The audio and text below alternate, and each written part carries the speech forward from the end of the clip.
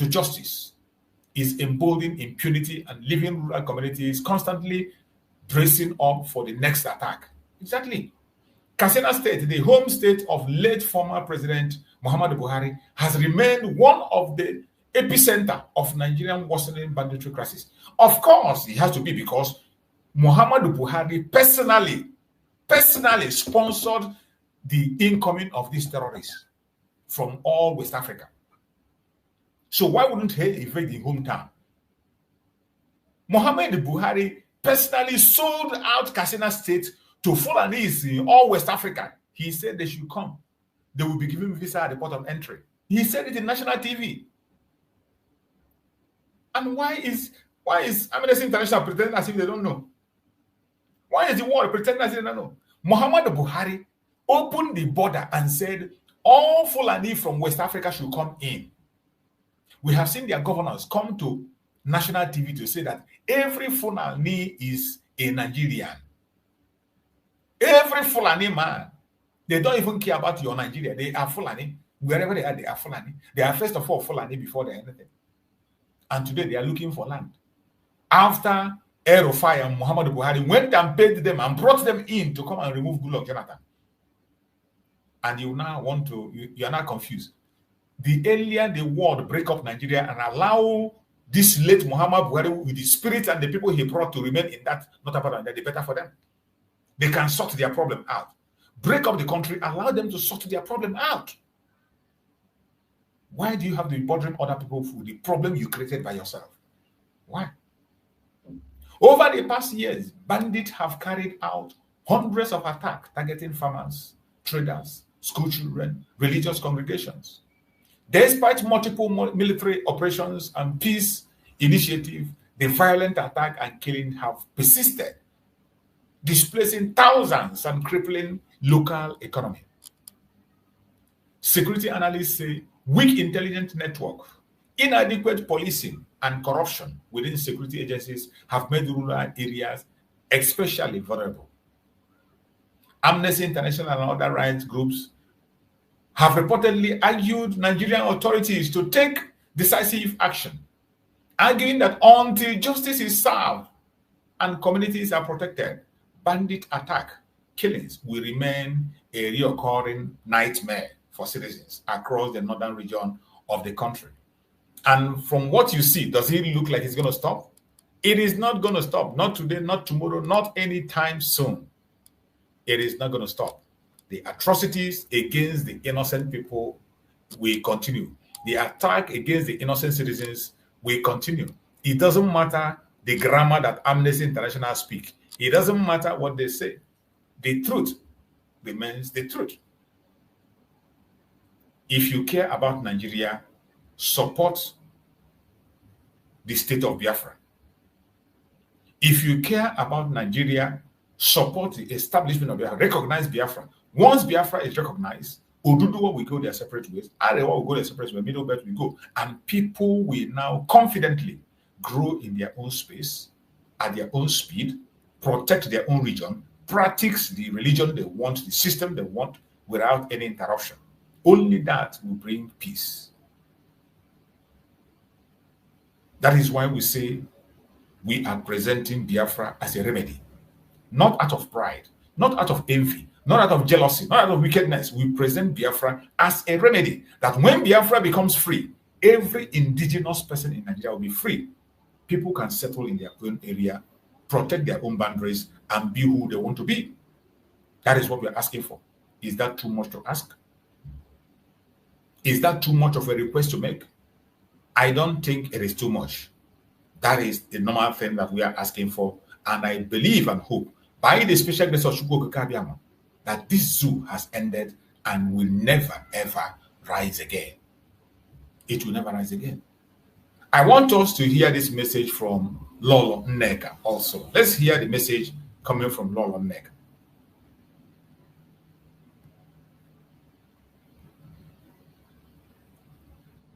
Hello guys, this is Lolo Nneka Chimenze. I want to use this opportunity to call all Christian leaders to rise and start defending Christian. All church owners, church leaders, bishops, pastors, to rise and start defending Christians. I can. Sorry, I'm going to start it again. Let's see if we can get it out. This is Lalo Neka Chimense. I want to use this opportunity to call all Christian leaders to rise and start defending Christians. All church owners, church leaders, bishops, pastors, to rise and start defending Christians. I can see that there is a lot of politicking in the Christendom. We're here in 2012, 13, 14, when a prominent pastor, Pastor Enoka Adeboye and Tunde Bakari, led a protest against a fellow Christian president. Not just that, to install a Muslim, not just a Muslim president, an Islamic extremist. And they will not say they don't know. Why did they lead this protest? Because they believe that because their people are going to be in that one, it's like that alliance is like alliance between the North and the Southwest. So the Christians defiled the Christian body and led the protest to install an Islamic extremist. Fundamentalist. Pastor Adeboye will not say he doesn't know what he knows. Stands for or he knows. Stands for. Because there was an agenda that they are going to confiscate and inherit Igbo properties. So for Pastor Adeboye, it's not about Christians, it's about his tribe. Even if it means installing evil, he did. Because the discrimination started from Redeemed Christian Church of God. Now, having said all this, I am challenging Pastor Adeboye. If you say you are a true Christian, a Christian has been judged by the Sharia law in Abuja. When they want to install this Sharia court in the Southwest, you all rise and defended it. So are you keeping mum because you felt your religion is safe? Are you keeping mum because you felt it is happening to your enemy, the Igbos? Now, I am calling on the Christian body to arise against this jihad that has come upon us. There is jihad going on right now in the Middle Belt and in the Southeast, South and Southeast, in various forms. And if Christians does not rise to unite, I'm sorry. Pastor Adeboye, if you think the Yoruba race is safe, it's not true. All they want to do is to divide Christians first and conquer them bit by bit. Because if they come out and make it known that this is jihad, the whole world will arise, just like they're rising. I've not heard your voice. And I will not be surprised if you will arise and to condemn the genocide. Of course, Reverend Father Kuka, the moment Bishop Kuka took up an appointment from a government that have encouraged genocide against Christians, I knew he has compromised. And let me tell you, people will begin to question church and Christianity because you are showing us that the two things is different. That church is a business venture, while Christianity is a religion. So I'm using this opportunity to call Christians to rise and defend their members, especially these church leaders. I'm calling on number one. You must lead a 1 million march. Pastor Enoka Adeboye, you must lead a 1 million march in this country, Nigeria, to save Christians, especially a Christian that was judged by a Sharia court and the genocide that is going on in the South. You will not. You never see that one. And in the Southeast. If anybody is telling you that IPOP is the one responsible, is a lie. Just like they hide under Farmers Herders Clash to sponsor the jihad in the North, they are hiding under IPOP while they raised the jihadists in the person of Elijah Sadiq Kibo, created a platform in Abuja and hand them over to, pour them into Southeast, give them military protection. And they started sacking villages because if you look at what is obtainable from the North and in the Southeast and South, it's the same thing. So I'm calling on all church leaders to rise and protest and join their voices with what is happening in America with Senator Cruz. They will not. Christianity. Because by the time they capture the East, which they believe will give them a serious resistance, and the Middle Belt, the same year Pastor Adeboye will preach Quran in your church. So let us rise before it is too late. Exactly. It's a very good one. But just like my sister wrote here, If you challenge Adeboye from now till thy kingdom come, he will never show up. It is all wickedness against the Igbos. That is true. Challenge Adeboye from here, hell to heaven. You will never hear any one of their mouth. Have you ever hear him speak? This was the same Adeboye who went to confirm in London, went all the way to London to confirm that the terrorist jihadist that was dead, late Muhammad Buhari, was alive. Remember, it was Adeboye that they used to push that propaganda. When late Muhammad Buhari died in London, it was Adeboye that they took. He claimed he saw when they were trying to bring that imposter, who was just like that. Then he was just like a remote. He would just sit down and laugh. In London, you remember, some of you have forgotten. It was Adeboye that they took to push that propaganda. They flew Adeboye all the way to London, that he went to visit late Muhammad Buhari, a dead man. He was the one that when they used in that program. These were the people that came. Just recently, I forgot to bring that video. Maybe tomorrow I'm going to play that video. Recently, one of them confessed, they are confessing, that protest they had against Goodluck Jonathan was wrong. That they knew that removing subsidy at that time was the right thing to do. All these people knew that removing subsidy that Jonathan wanted to do that was the right thing to do, but all of them gang up together. They gang up together and they came and they protested against Goodluck Jonathan. One of the politicians was confessing. I will get that video. Hopefully tomorrow I'm going to play the video. I'll find it and play it. I can't get the video now. One of them, politician, was confessing that the protests they held against, and he was laughing. He was laughing and people were jubilating and clapping. APC, a jihadist party. When the court in Canada told you that the ruling parties in Nigeria are terrorist organizations, you think it's a joke. Let me tell you, Canada is a first world country. It's not a third world country. Canada is a first world country. So whatever they say, they don't just come and say it to make you happy or to entice you or to, they don't support anybody.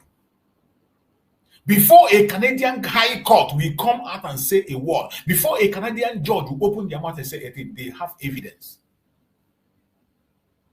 When a court in Canada said that the leading parties in Nigeria are terrorist organizations, it was not a blackmail. It wasn't a propaganda. It wasn't to make you happy. It is the fact, the truth, and nothing but the truth. You can imagine that time. Adeboye, you are talking about Adeboye, was in front line shouting and shouting with the other idiot. There's one other clown again that wanted to contest the president also. That one was also with them. Every one of them we are speaking, supporting a jihadist to be the president of Nigeria. And they lied against their own brother. Not just their own brother, they lied against an innocent man who was innocently trying to put Nigeria on the right track. Recently, one idiot came and confessed and said that time they knew that subsidy, the movement of subsidy was one thing that is in the manifesto, is the right thing to do at that time, but there was nothing they could do for the party's sake and all that. They spoke against that. They fought against him. They attacked him. They destroyed everything he stood for. And today they are confessing. Today they are confessing. This same church people were the people they used. This same Adeboye was the person that gave Muhammad Buhari a vice president. Even during that time, his own pastor was murdered in cold blood, who went to preach. They took away the life of the innocent woman because he went for morning cry preaching.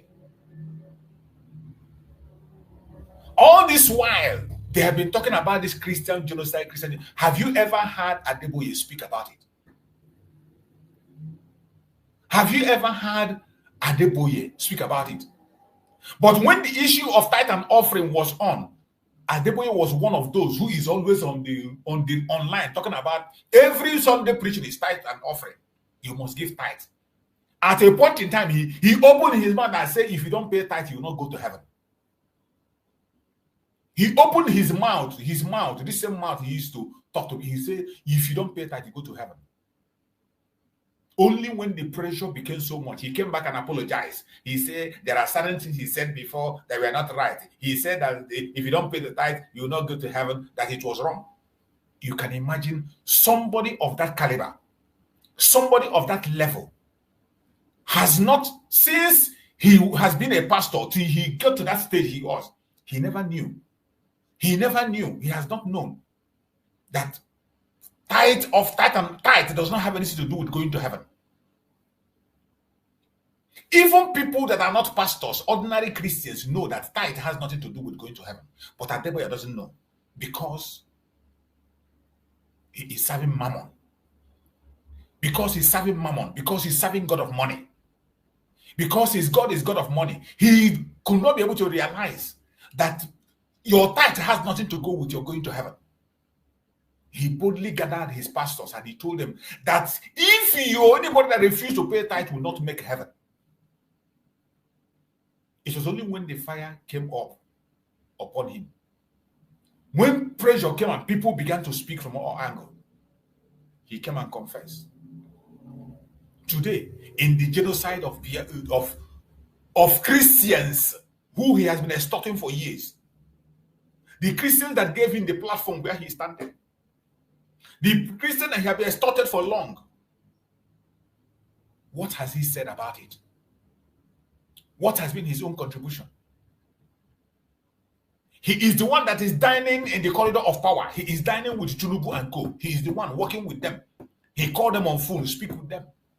What effort has he made? Even the genocide that's happening in Kwara State, has he said anything? Has he said anything in the plan of the Fulanis to take over Kwara State? Kwara State, fellow Yoruba people, they are bleeding. They are losing life in Kwara State. Forget about the Christians. Let's say they are not from his place. What of Kwara State? What has he said about Kwara State? What has he said about Kwara State? But when a Christian was there, a genuine man that has conscience was there, a man that said that his presidency does not want the blood of a single human being. The person that said his presidency does not want the blood of a single human being, they pursued him and chased him out. But the man that said that if he didn't win, that the blood of cows and baboon will flood the street, he voted for that man. He worked with that man. Even when the man was dead, he was still promoting the man. And these are the people that come to the pulpit every Sunday and they talk. You know, I don't like talking too much about Christianity or religion. But when there are individual questionable character, we will not fail but call their name. And the time has warranted that. The time has warranted that.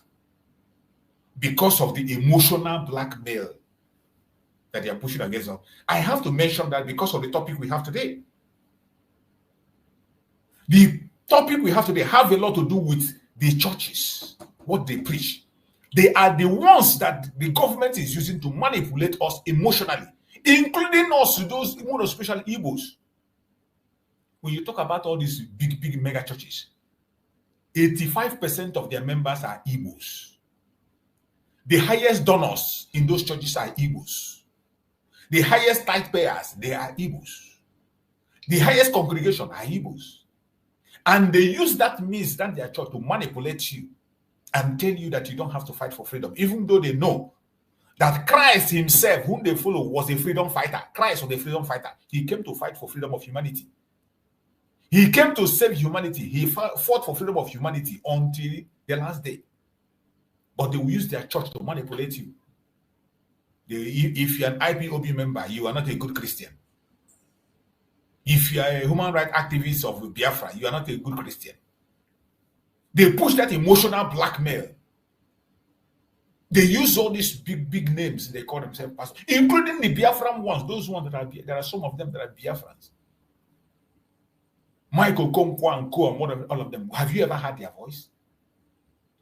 The only few men that are giving their voice in the cause of Biafra and the cause of the Igbo is Ebuka Obi and Mbaka. Ebuka Obi and Mbaka, these are the only two people. Sometimes Ebube Monso. Ebuka Obi, Mbaka, Ebube Monso, these are the people that always speak about the issue of Biafra, issue of the Igbos. But other ones, there is one idiot again that is in, I don't know where that one is, that is attacking Mazin Nandekano, and he's saying he's a reverend father. One clown that I don't know where he come out from, that will not go and begin to serve his mass in his convent every time he's on social media. A content creator abusing Mazin Nandekano, abusing Mazin Simon Ekpa. I don't even know where that one come out from. One clown that have failed in his ministry. You have failed as a reverend father. Pull that gown, throw that gown away, and come out and join the content creators and create your content, and let's know you are a content creator. He presents himself as a reverend father. He said he's a reverend father, but every day he's online. Every blessed day he's online, abusing Mazin Simon Ekpa, abusing Mazin Nandekano. A failure, complete failure. These are the people that people go and sit and say they give you really so. These are the people that come and give you already in your places and you take. You see people sitting under him to pray for them. A man that has no business with religion. He has no business with the church. A failure who has no business with the church.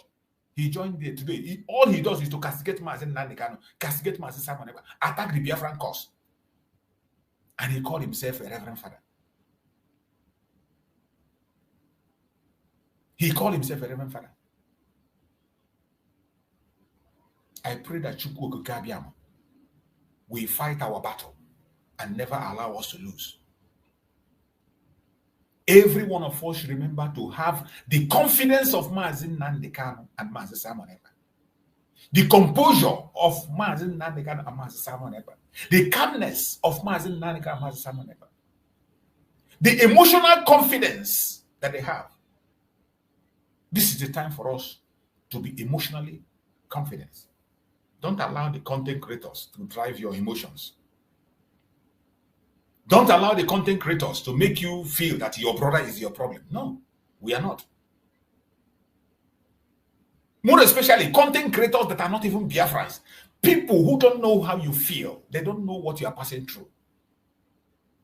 And I say it again and again. If you are not a Biafran, you can never on the planet Earth know what the Biafrans are going through. You cannot. You can feel sympathy genuinely. You can feel us genuinely, but feeling exactly how we feel, knowing exactly how we feel is impossible. Only a Biafran understands what a Biafran is going through. For you to understand the situation of a Biafran, you must be a Biafran. Our situation is not just marginalization. It's not just, it is something that follows us every day you sleep and you wake up. Your children come back from school, they complain about it. You enter a bus, you see it. You go into the church, you see it.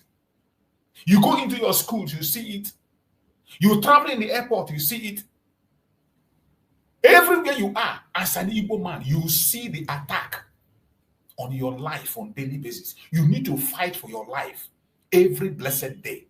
From the moment you are born as a Biafran, an Igbo Biafran, you need to fight for your life. You need to convince people to believe you. You need to convince people, you need to prove to people at every given point in time until the day you leave. That is the life we live as Biafrans. So you can't tell me that you understand how we feel or what you can never in your dream understand how a Biafran feel except you are a Biafran. So don't allow anybody to emotionally blackmail you. This is the new strategy of Nigerian government, emotional blackmail. And they have pumped people on media. On social media, they have platforms sponsored. Even in their comment section, you will see people sponsored to comment and promote that agenda. Only to make you feel that you are your own problem. Only to make you remove your eyes from the real problem and begin to challenge your own brother as the enemy. That is all their target. They want to die, and many of us have ended up falling into this very deceit. Many of us today, they use their platform, engage their own brother, day in, day out. They use their propaganda to push negative information against themselves. Some of them are doing this intentionally. because of what they intend to gain. Some are doing it unintentionally. They think they're making sense. The emotional war that we are fighting on media today is something that every Biafra must pay attention to. That person you think is fighting your cause is not. Is not. That person you think is fighting your cause is not. He doesn't understand how you feel. He doesn't know what you are going through. And he can never in his life understand what you go through, what you feel. That is why they make jest of everything. Some of them, they talk about Mazin Nanikan. You think they are praising Mazin Nanikan. They are mocking you. Some of them, when they mention Mazin Nanikan in the course of their discussion, it is mockery. They mock you.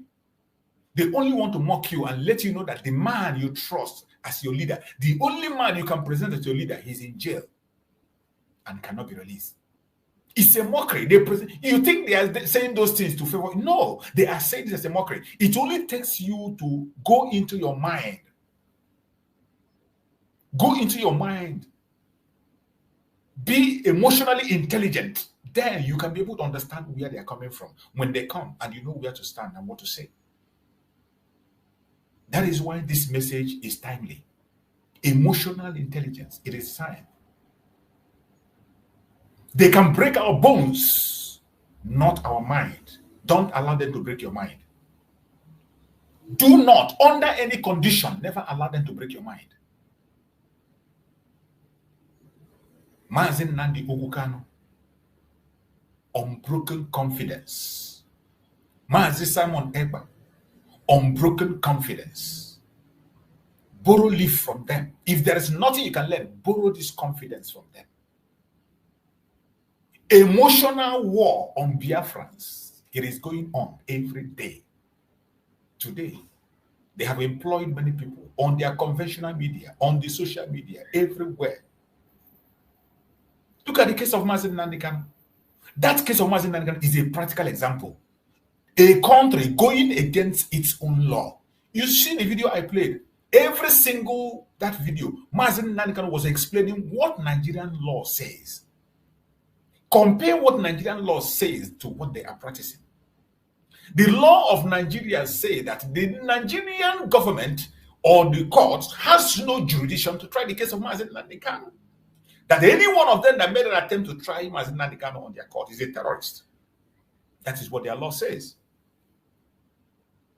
But they throw away that law and they continue to attack Mazin Nandikan, to break him emotionally, to make him angry, to make him violent. But Mazin Nandikan have remained focused. And after all this running helter-skelter, you see him, he came back and told them, no case submission. I have no case because you got no right to try me. He is not.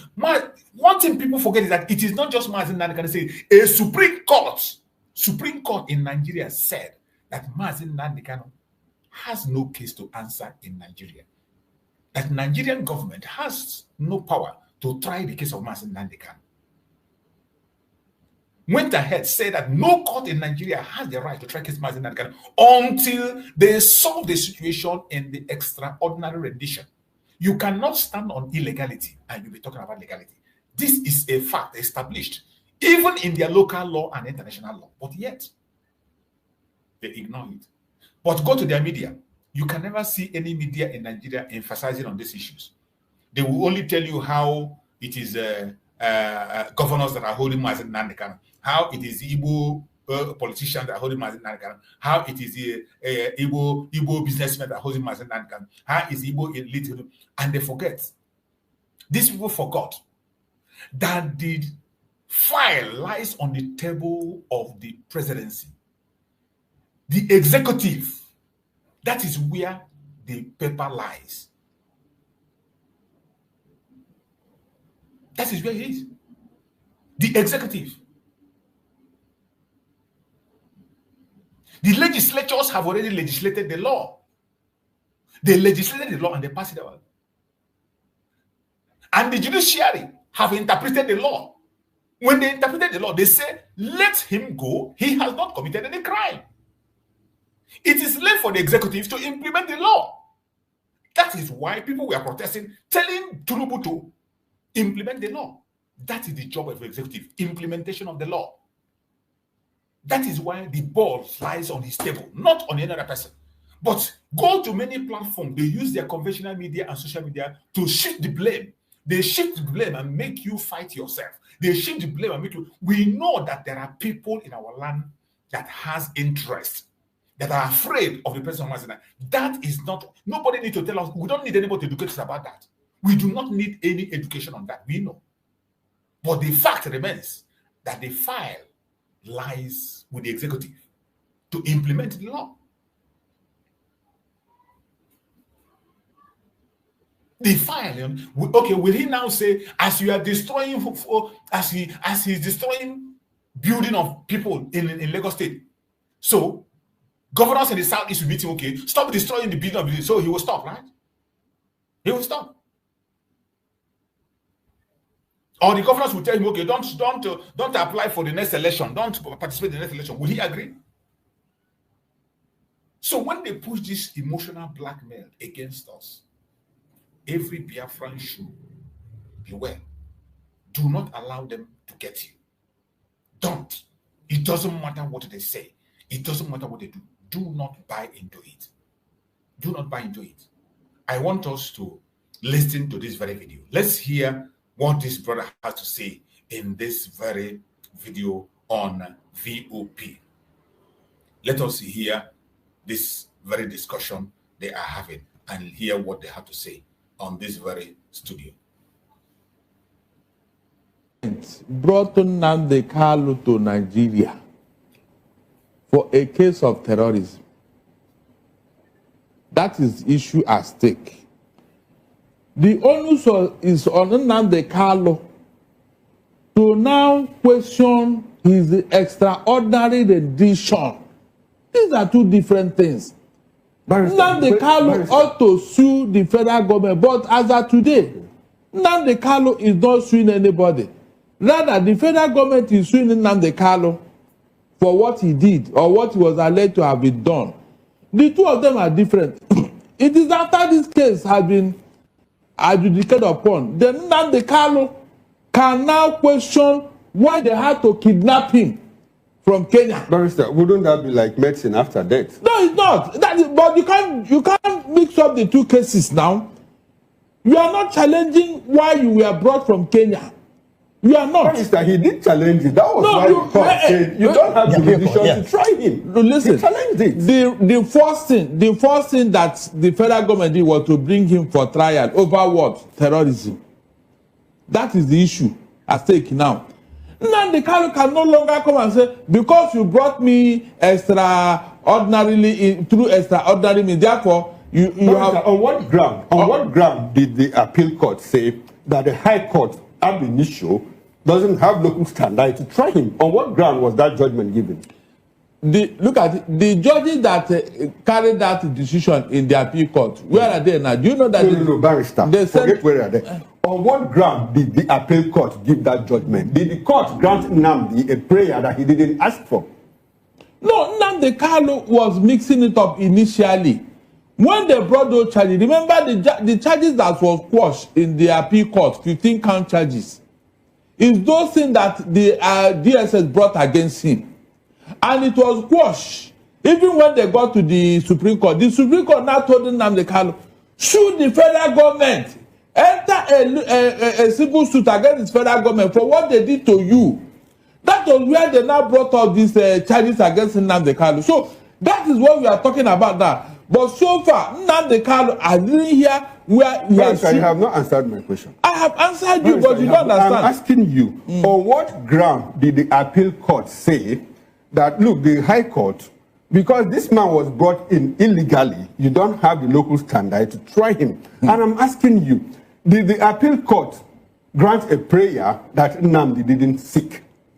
Or did he just walk into court and court said, look, High Court, you shouldn't have tried him because you brought him back illegally? The charges at the appeal court, was it not quashed?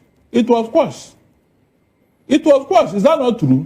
All the charges against Nnamdi Kanu was quashed at the appeal court. And yet the appeal court also said the High Court doesn't have right to try him. At that point, they ought to have left him. But the federal government brought the charges again.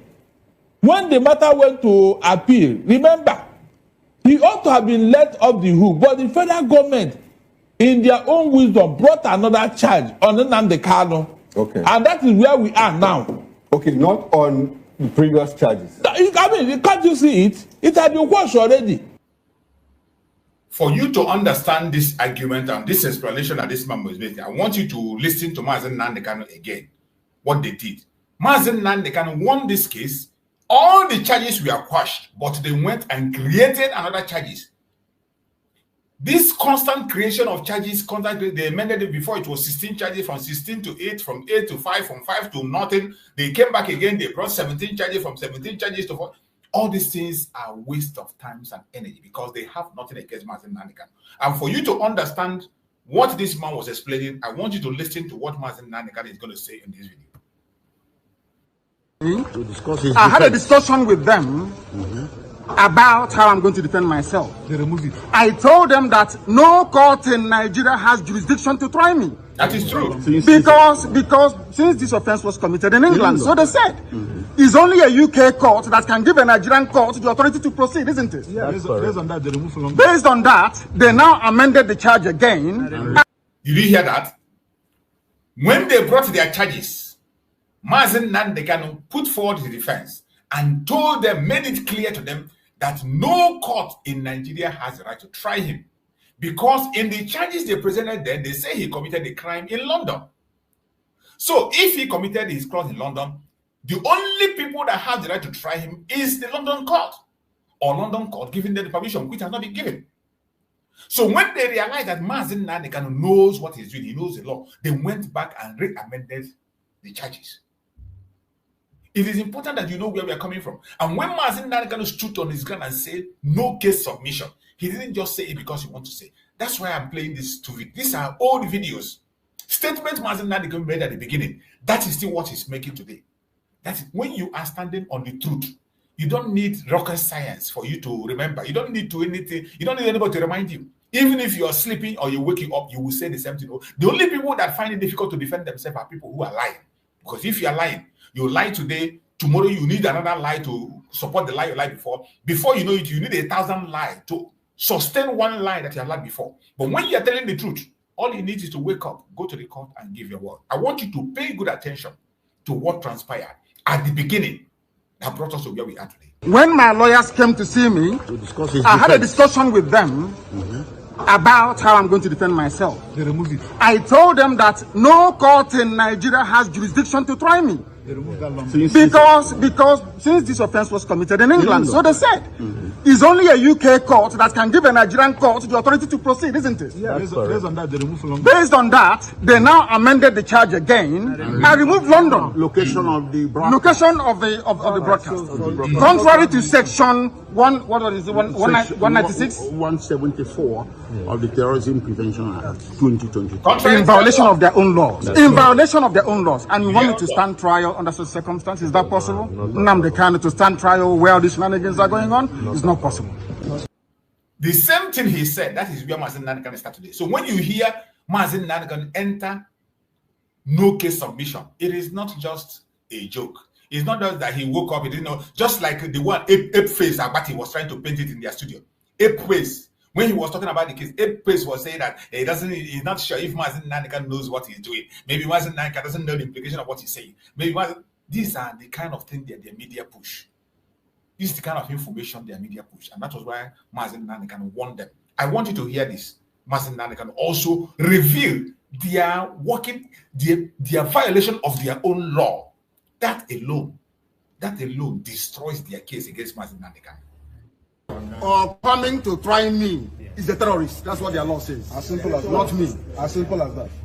Section 2, subsection 3F of Terrorism Prevention and Prohibition Act. That's what it says. Any court considered to try me is committed an act of terrorism. Yes. Very clear.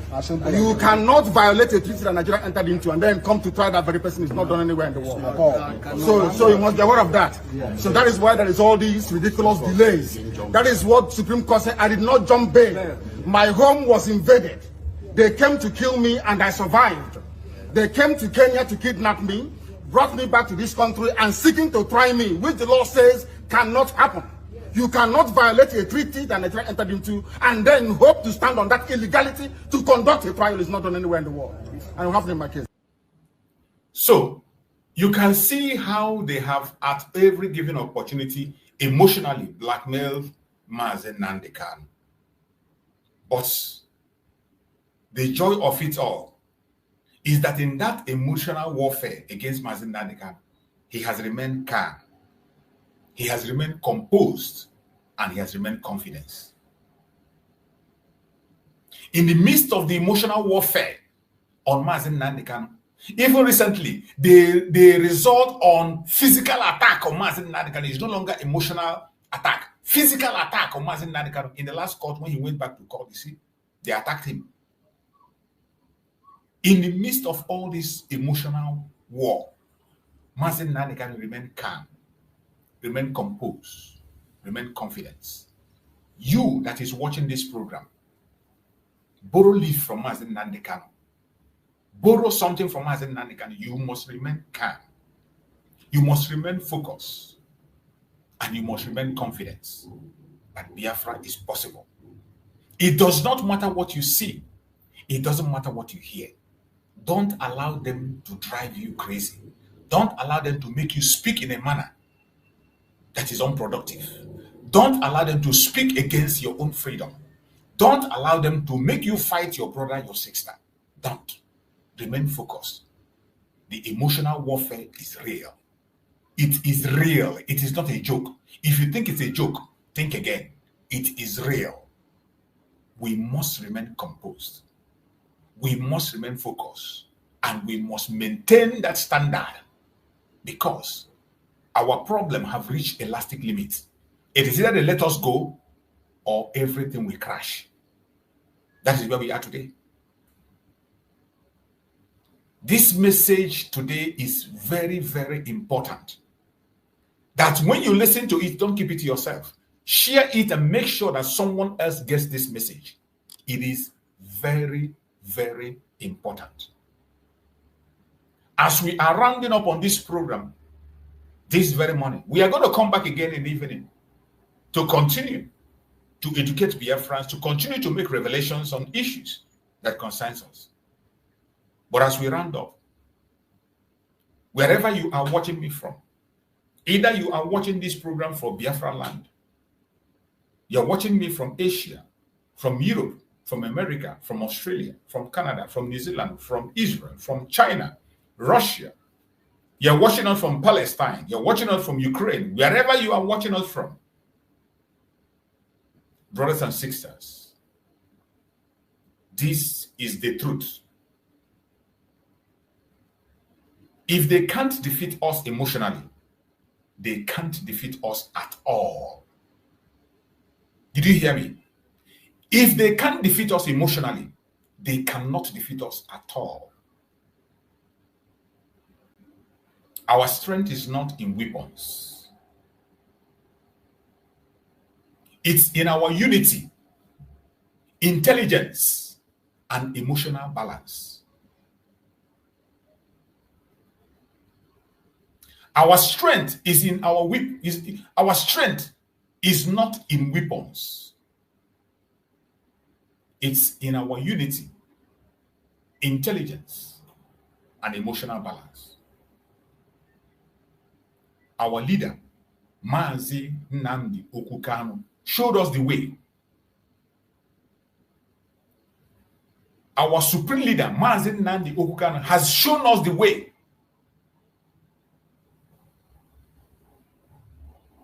Calmness, confidence, strategic. Now it's our turn to carry that energy. Every single one of you that believes and trusts in Mazi Nnamdi Kanu, the supreme leader of IPOB, he has shown us the way. From what you have seen today, from what I have explained and what I have laid bare before you, Mazi Nnamdi Kanu have shown us calmness. He has shown us confidence. He has shown us strategic. Now, it's our turn to carry that energy. I'm wrong with it. The emotional war is real. But our confidence will win it. Stay strong. Stay smart. Stay emotionally intelligent. Most importantly, stay emotionally intelligent. Very, very important.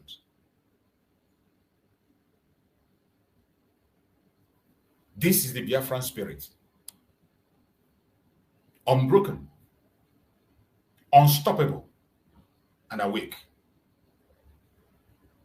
We demand free Mazi Nnamdi Kanu now. Biafra will always rise. Wherever you are watching us from, do not forget in this platform to like and share the program. Comment and subscribe if you are not done so. Because the world must hear us. The world must hear us. The world must hear us. No matter how they try to stop us, we will make sure that they hear us.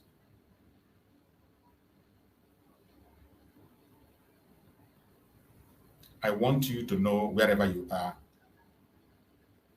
that in the world of today, as we march on, emotional intelligence is the new revolution. Don't forget that. Control your emotion. Control the enemy. Mazi Nnamdi Kanu calmness is our lesson in courage. Biafrans, stay strong. Never react in fear. Psychological warfare requires mental power. Confidence is our weapon. Unity is our shield. They can break what is built. They can't break what is built on truth. They can't. It doesn't matter how they try. They can never, ever break what is built on truth. My fellow Biafrans, lovers of freedom across the world, I appreciate every one of you that have been able to participate on this program today.